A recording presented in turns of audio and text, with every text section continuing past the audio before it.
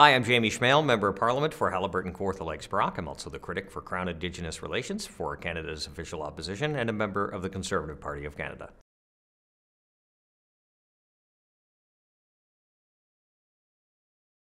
Why did I run for political office? Well, I never really had any interest in running for political office. I was a journalist by trade, and I did that for about 7 years. So when I started as a journalist, we were given such things as beats, right? You had a specialty area that you had and were to be the lead on that in the particular newsroom. Mine was politics. For some reason I was given that. Of course, the crime beat, the police, fire, ambulance was always the first to be taken, so I got the political beat, which wasn't a bad thing, but it gave me a chance to learn about how all levels of government worked, the players involved, and what had to come together to get things moving, and not only solved in the local level, but also on the provincial and national level.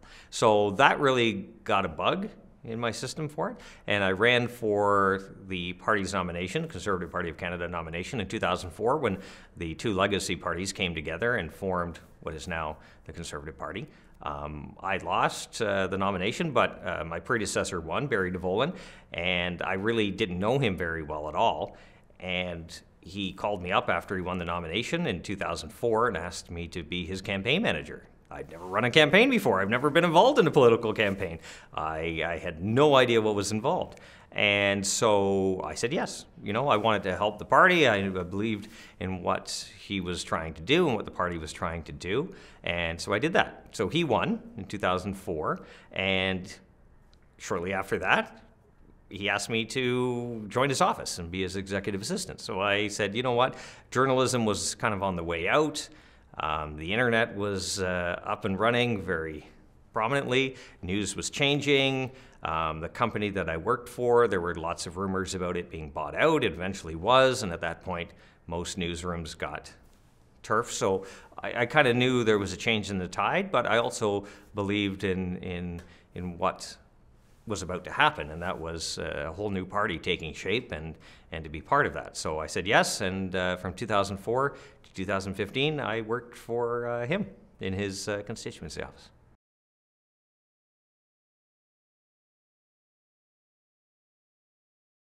We actually have a whole series of little victories every single day in the constituency office. We help people with their immigration file to get Canada pension, like passports that you're bound to travel in a couple of days and you can't find it in the passport office, or they're looking for information, you have no idea what's going on. So we have tons of little victories all the time, but specifically a few ones that we've had a hand in directly is a program called the Capital Experience. Now, my predecessor started that many years ago. So we bring 2 students from each of the riding 7 secondary schools to Ottawa, not to learn about politics, although there is a piece of that. It's to learn about career opportunities that they might not be aware of. And in a small town, and I have a rural riding, the biggest town in my riding is 20,000, surrounded by a bunch of smaller ones. So you can imagine that it would be tough to get an idea of what's out there, right? And we take people to an embassy, we meet a journalist, and you know, the various pieces that are involved in that career. So say you work in embassy, we're meeting with the ambassador, but there's a whole bunch of other staff and moving parts that go along with it, and to give people an idea that, yeah, you don't have to be the ambassador to work in an embassy. You can be the janitor if you want. You can be, you know, a consular official. You can be a trade officer. It really opens their eyes, and the amount of feedback we've got over the years, when I've started doing that, when I was elected in 2015, prior to that, was the amount of lives that were able to be changed. The young people who said, this is pretty amazing. Like, I would have no idea how to get there or what those jobs are available, but now I do, and it changed my outlook on my future. So those have been some pretty cool victories.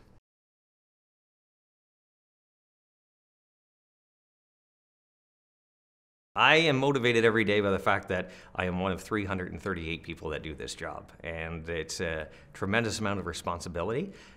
Being on the national stage, so to speak, in terms of representing the views of 116,000 people. It's not always easy, but that's what motivates me, the fact that I am just honored to serve. I love my job. Every single day is different, which is another great thing about this this choice. And I can't really say it's a career because it's a temporary lifestyle, because that could end at any time. And for some, it ends without them wanting it to. So my biggest motivation is the fact that the privilege and the honor that I have gets me going. And plus, you know what, I represent probably the best riding in Canada. So that's pretty cool too.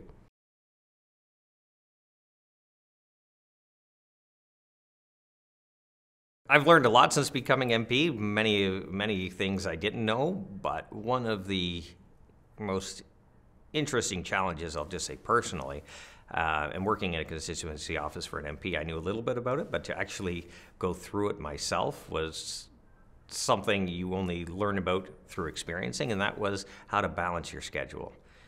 You have constituency time, you have Ottawa time, you have to figure out where to put family time and friend time, and usually through that experience, your friend time kind of peels off, and then you try to balance the family time, and that's tough too. And especially, that was more so the case, and it still is, but more so the case prior to the pandemic, because things were always going where you had to, if you wanted to meet someone and have a meeting, you actually had to fly or drive to that person. Now, after the pandemic, we used Zoom, to kind of help with that. But there was a lot of demands on time, which is great. I love to be busy, and I love that moving at 90 miles an hour. But it was tough to balance, and my predecessor always talked about it. To actually experience it was something that was a bit of eye-opening.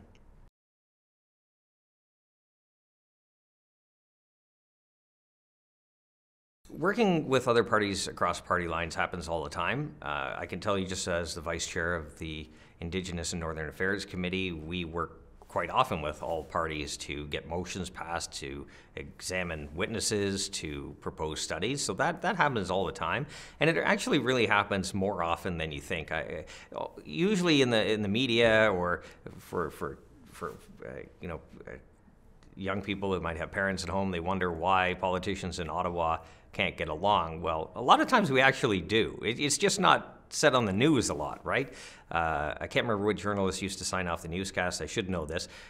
Used to say, well, and finally, 1,572 planes landed safely today, right? It was just to say, lots of good news are happening. We only report when there's conflict. And that's kind of what happens today, is the fact that many times legislation passes with 2, 3, 4 party support, and it doesn't really get publicized as much. So although our system is a very adversarial system in terms of our parliamentary democracy, there are lots of examples where all parties work together to achieve common goals.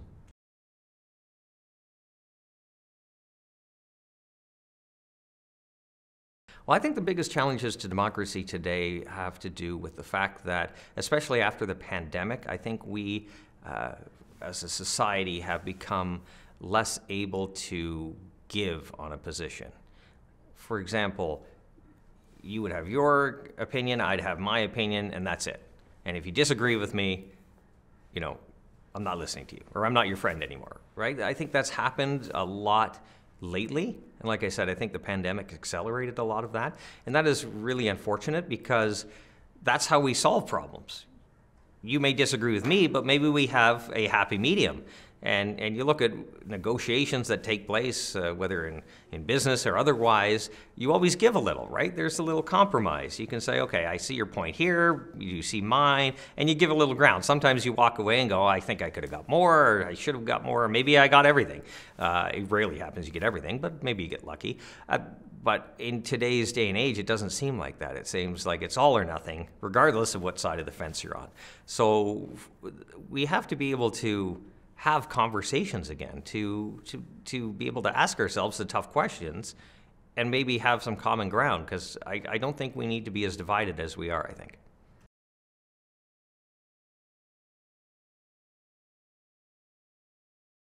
Well, I'll go back to my capital experience program. Bringing 2 students from each of the 7 secondary schools in my riding has been a tremendous experience. Not only have we met some really amazing people with some pretty great views, but one of the best things I also do is go into schools and talk to young people about civics, and gives them a chance to not only meet me, but ask me any question they want. And I recently went into a grade 12 civics class, in Lindsay, Ontario.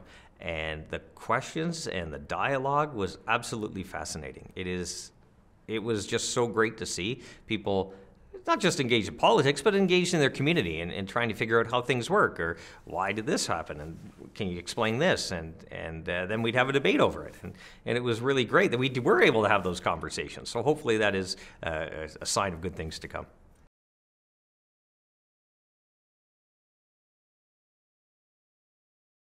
What would I share with my 16-year-old self? Well, expect the unexpected, but also, if I can do two, if that's okay, I would also say nothing is impossible. For an example, sometimes you'll have a task and you'll see like you hit a wall, and sometimes you give up. But if you really want to get it done, you can get it done. There's always a way. And a friend of mine actually put it this way. If I was given a task, and at first I looked at the task and it seemed like it was impossible to get it done, but somebody said, I'll give you $1 million if you could figure out that task. Would you stop or would you keep going? You would keep going. That's what I'd say. Keep going. If there's something you want, if there's something you know can be accomplished, but you do have roadblocks, because that's life, there's roadblocks everywhere, you can get it done if you push hard enough.